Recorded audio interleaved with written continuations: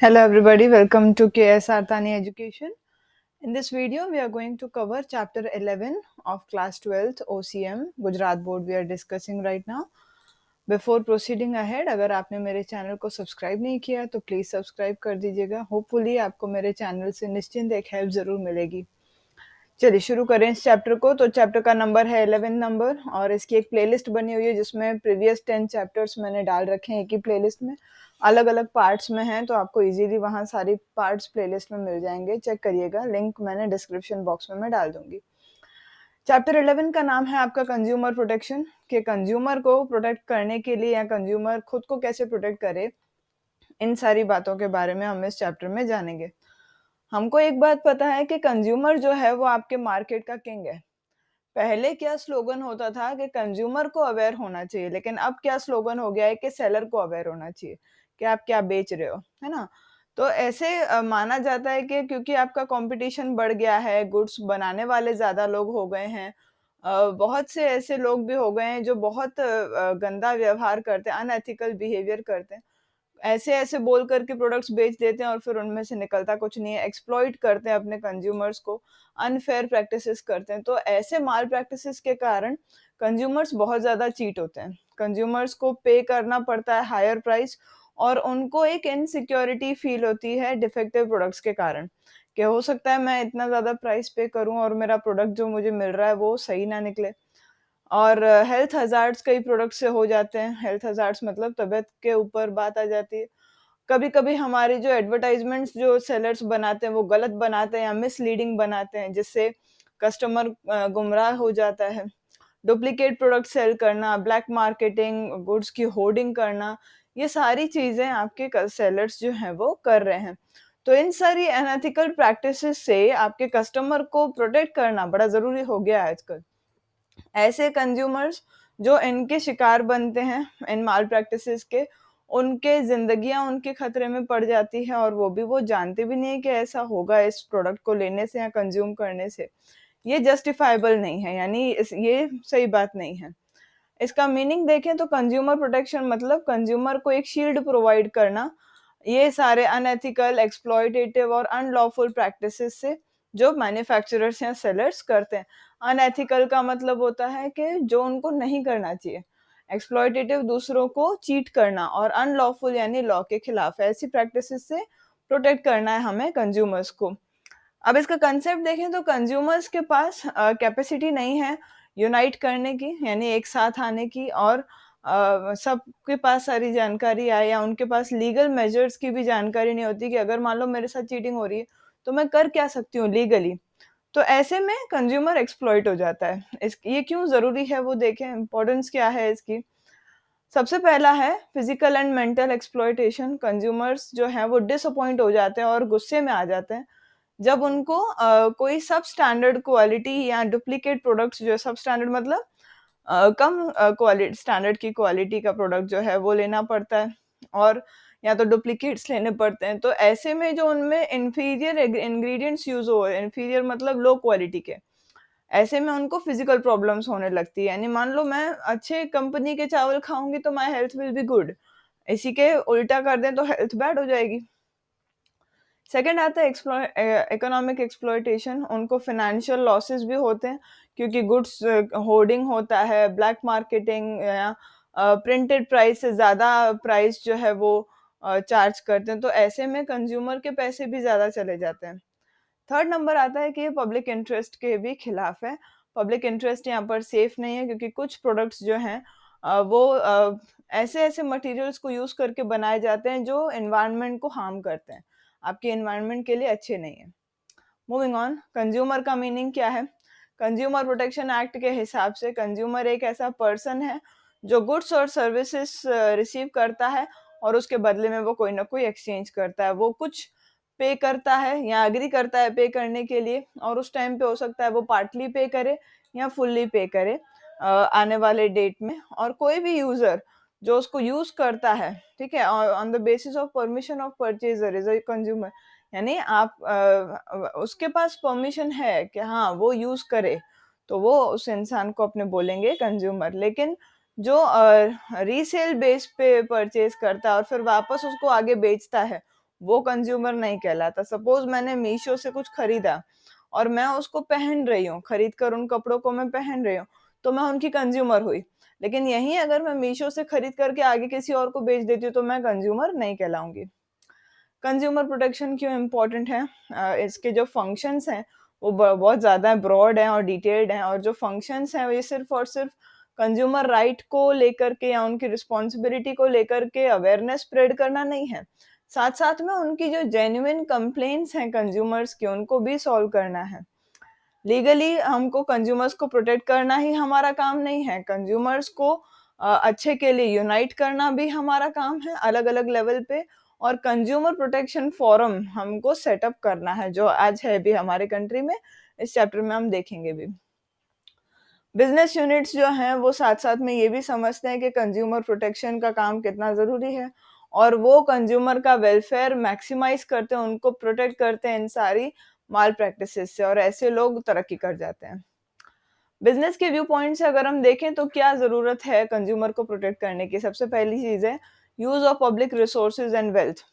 कोई भी बिजनेस होगा तो वो पब्लिक के ही रिसोर्सेज को यूज कर रहा है कंटिन्यूअसली, और इसीलिए ये उनकी जिम्मेदारी बन जाती है कि वो सोशल वेलफेयर प्रमोट करे और ऐसे गुड्स बनाए या ऐसी सर्विसेज दे जो सोसाइटी के लिए यूजफुल हैं। ठीक है।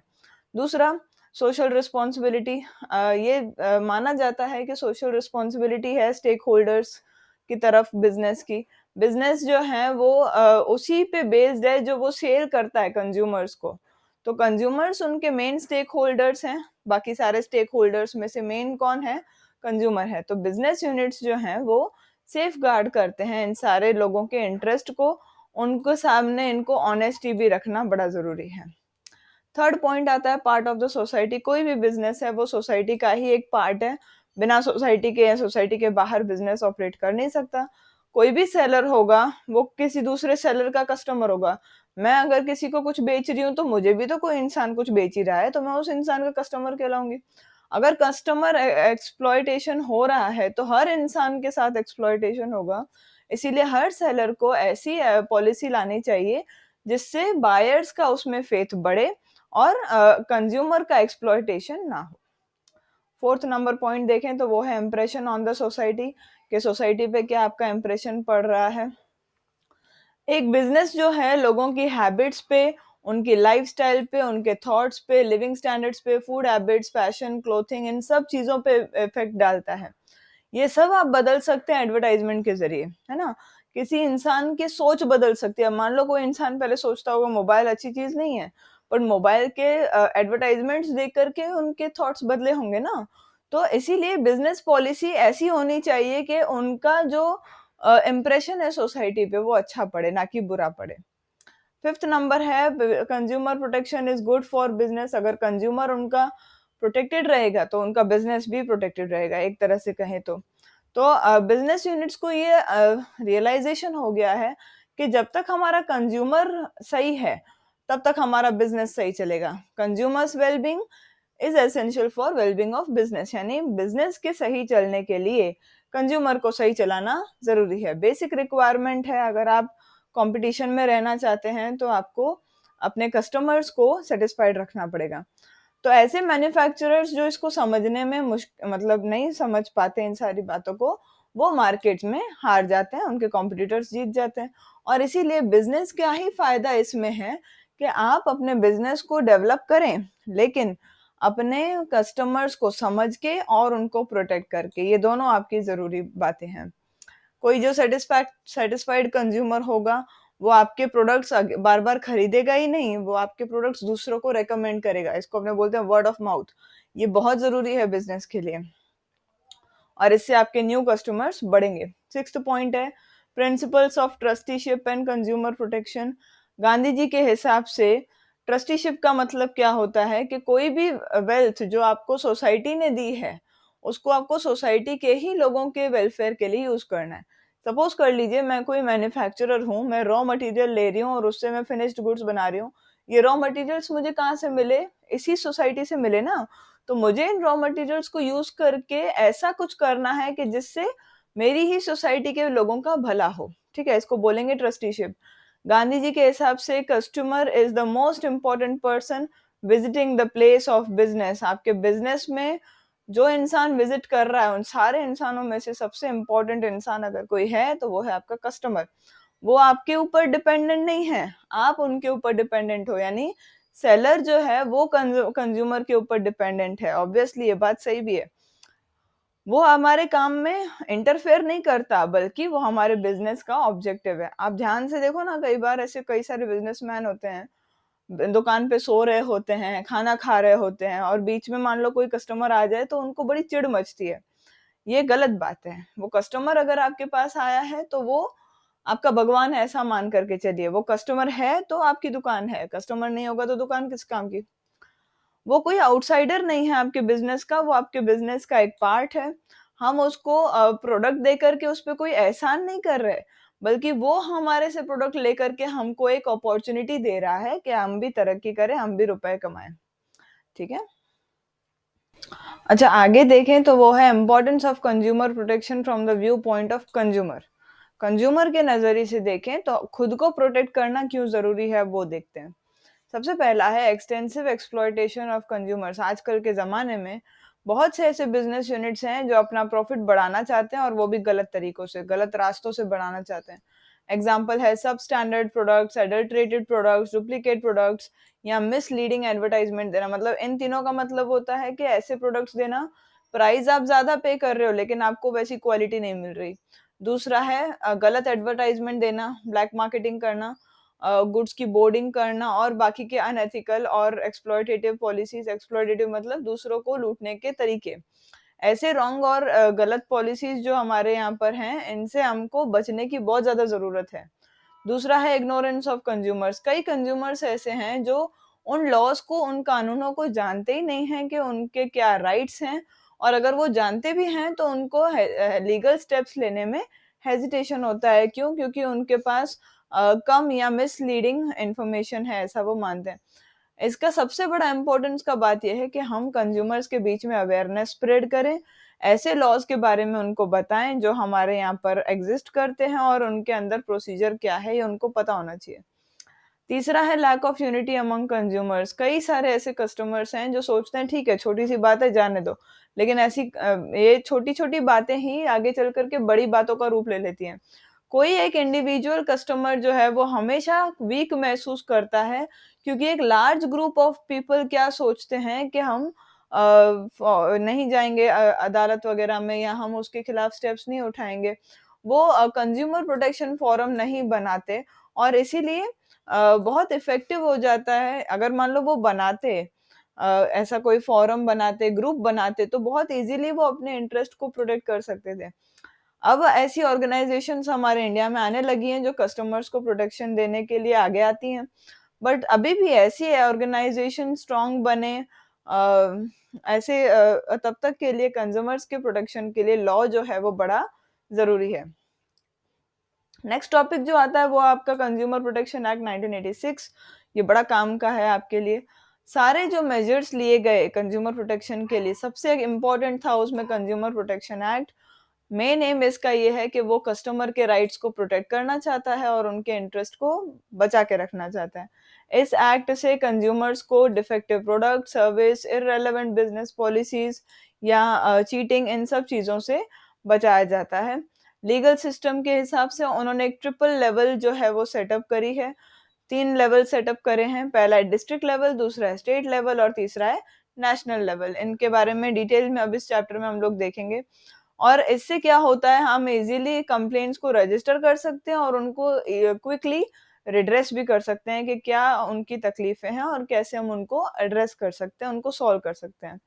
कंज्यूमर प्रोटेक्शन का मीनिंग इस एक्ट के हिसाब से ऐसे मेजर्स हैं जो हमने लिए उन मैन्युफैक्चरर्स या सेलर्स के खिलाफ, जो ऐसे हमने स्टेप्स लिए जो कंज्यूमर्स को एक्सप्लॉइट करते हैं और अपनी ग्रीड को, यानी अपनी क्या बोलेंगे, लालच को फुलफिल करने के लिए, पूरा करने के लिए, वो हाई प्रॉफिट अर्न करने के लिए कंज्यूमर्स की जेब को लूट रहे होते हैं।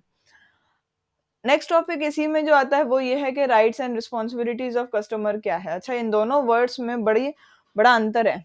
राइट्स अलग हैं, रिस्पॉन्सिबिलिटीज अलग हैं। राइट मतलब मेरा क्या हक है, और रिस्पॉन्सिबिलिटी मतलब मेरी क्या जिम्मेदारियां हैं, दोनों अपने अलग अलग स्थान पर हैं। राइट का देखें तो हर कस्टमर के कुछ राइट्स हैं ताकि वो एक्सप्लॉयटेशन से बचा रहा जा सके। ऐसे हमारे पास कंज्यूमर प्रोटेक्शन एक्ट के अंदर 6 राइट्स हैं, ये एमसीक्यूज में बहुत पूछा जाता है। कंज्यूमर प्रोटेक्शन फोरम जिसको हमने सेटअप किया है कंज्यूमर प्रोटेक्शन लॉ के अंडर में, वो इन सारे राइट्स को बचा के रखता है, एनकरेज भी करता है। तो ये 6 राइट्स कौन से हैं? एक है सेफ्टी, फिर है इंफॉर्मेशन, चॉइस, रिप्रेजेंटेशन, रिड्रेसल और कंज्यूमर एजुकेशन। ये सारे आपके 6 राइट्स हैं।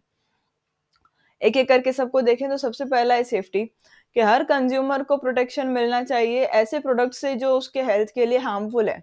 हालांकि ये सारी बातें 1986 से लेकर के अब तक सिर्फ और सिर्फ पेपर पे हैं, रियलिटी में नहीं आई। अगर हम बोलें रियलिटी पे क्यों नहीं आई, या उसका एक एग्जांपल मैं बताऊं तो टोबैको उसका एक एग्जांपल है। टोबैको हार्मफुल है बट स्टिल अभी तक बाजारों में बिकता है। इसको ऐसे देखें तो जो कुछ ऐसे एग्जांपल्स हैं, मान लो कुछ सब स्टैंडर्ड इलेक्ट्रिकल अप्लायंसेस हैं जो कस्टमर को इंजरीज पहुंचा सकते हैं। कुछ ऐसे अप्लायंसेस जिनको यूज नहीं करना चाहिए। आपको हमेशा स्टैंडर्डाइज्ड और सुपर क्वालिटी के अप्लायंसेस यूज करने चाहिए ताकि आपका प्रोटेक्शन रहे। स्टैंडर्डाइज्ड का मतलब होता है, आपने देखा होगा इलेक्ट्रिकल अप्लायंसेस जो खास करके होते हैं उन पे एक आईएसआई मार्क लगा होता है, तो वही आपके स्टैंडर्डाइज्ड हैं। दूसरा है इन्फॉर्मेशन, कस्टमर को सारी इन्फॉर्मेशन मिलनी चाहिए प्रोडक्ट के बारे में। एग्जांपल है इंग्रेडिएंट, मैन्युफैक्चरिंग डेट, डायरेक्शंस, कैसे यूज करना है, प्राइस, क्वालिटी, प्योरिटी, सब चीजें। इसके लिए लीगली मैन्युफैक्चर को सारी इन्फॉर्मेशन डिस्प्ले पे लगानी होती है, और या तो पैकिंग पे या तो लेबल पे कहीं ना कहीं पे लगाना पड़ता है उसको। थर्ड पॉइंट है चॉइस। हर कस्टमर के पास एक होता है राइट टू चूज, है ना, और इसीलिए वो चूज कर सकते हैं कि कौन से गुड्स और सर्विसेज उनको लेने हैं। उनको एक कॉम्पिटिटिव प्राइस मिलना चाहिए। प्राइस मतलब एक सही प्राइस पे मिलना चाहिए, राइट क्वांटिटी में मिलना चाहिए, सही जगह पे मिलना चाहिए और सही टाइम पे मिलना चाहिए। ऐसा नहीं स्वेटर हमको समर में मिल रहे हैं, है ना। ये जो राइट है सिलेक्शन का, उसमें उससे एक बात हुई है कि मार्केट में अलग अलग गुड्स की वैरायटी आने लगी है। अलग अलग गुड्स यानी क्वालिटी में अलग होने लगे हैं गुड्स, ब्रांड, प्राइस, साइज, इन सब में डिफरेंस आने लगा है। प्रोडक्ट प्रोड्यूसर्स अलग अलग बनाते हैं। एग्जांपल है टू व्हीलर्स। टू व्हीलर्स में कस्टमर को सेटिस्फाई करने के लिए अगर किसी को मान लो मोटरसाइकिल खरीदना है तो उसको भी वैरायटी मिल जाती है सिलेक्शन करने के लिए। एग्जांपल है किसी की इंजन अलग होगी, किसी का पावर अलग होगा, कलर या डिजाइन अलग अलग होंगे। तो ये अब मार्केट में आने लगा है। नेक्स्ट पॉइंट आता है वो है आपका रिप्रेजेंटेशन। कंज्यूमर को अगर मान लो वो प्रोडक्ट या सर्विस से डिससेटिस्फाइड है तो वो कंप्लेन कर सकता है। ज्यादातर बिजनेस यूनिट जो है उन्होंने अपना ही एक कंप्लेन रिड्रेसल डिपार्टमेंट बनाया हुआ है कि आपको अगर हमसे कोई कंप्लेन है तो आप हमें कंप्लेन करिए, हम उसको सॉल्व करेंगे। इंडिया में बहुत सी ऐसी ऑर्गेनाइजेशंस हैं जो कंज्यूमर प्रोटेक्शन के लिए काम करती हैं और कस्टमर्स को हेल्प करती हैं कि आप कंप्लेन कीजिए, इनिशिएट तो करिए कम से कम कंप्लेन करने को। फिफ्थ पॉइंट है रिड्रेसल।